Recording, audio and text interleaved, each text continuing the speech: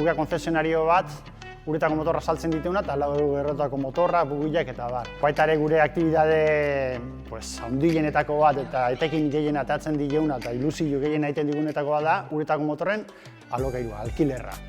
Egiten ditugu rutak, Zumaitigan atatzen geha, Mutrikuraino joeten geha eta bueltatzen geha. Gure enpresak 3 zutabe handi ditu, ez? Bata izango zen Flixa, Zumaian doan da Mutrikun, itsas irteerak egite ditugula. Bigarren blokea daukaguna izango zen itsas ondarearekin erlazionatutako jarduerak egiten ditugula. Hirugarren blokea izango zen arraunarekin erlazionatuta daukan denetarik egiten dugu. Bai, kaiaka estandapa dela traineruak, batelak, traineriak, eta jarduera ezberdinak. Ja 22 urte daramatzagu gure kostaldeko herri txikitxo hauek balorean jartzen eta bertan jarduerak ezberdinak burutzen.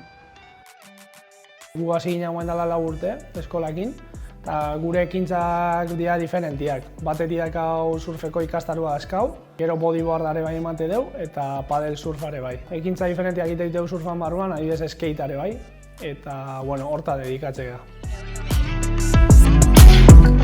Olako zigilu baten sartzea da pixkat ikustea norantza dijoan, sektore guztia, eta jakin guretzako baliagarriak diren gauzak aplikatzen gauden edo ez, pauta batzuk markatzeko, ez?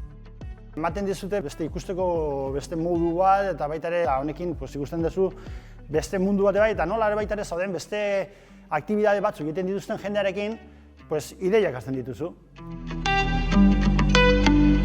Esperientzia osua izan da ona, egunero entzuteko zea hortan bata bestia entzuten da hola, gai diferentiak ikutu ditugu eta danak izan dira positiboak. Oso baliagarria izan dela guretzako, bai enpresa moduan, bai kalitate hori ematerako orduan. Zigiluak ematen diguna da seriotasun bat, klientearen lasaitasunerako. Honek baduka zigilu bat, honek badakit ingo izkitela gauzak berdan bezala. Daudela sartuta normatiba baten. Guretzako bada errefuertzua jakiteko bidean aurrera goazela fundamentuz. Eta laguntzen digu gainera gestio guztia eramatea. Balore hori emate izu enpresana, hor esan deten bezala gai diferentia daude da, zure enpresako hiedan betetzen balin baitu esan nahi du enpresa txukun badala eta jendeak disfrutatzeko aukera gehiago dula.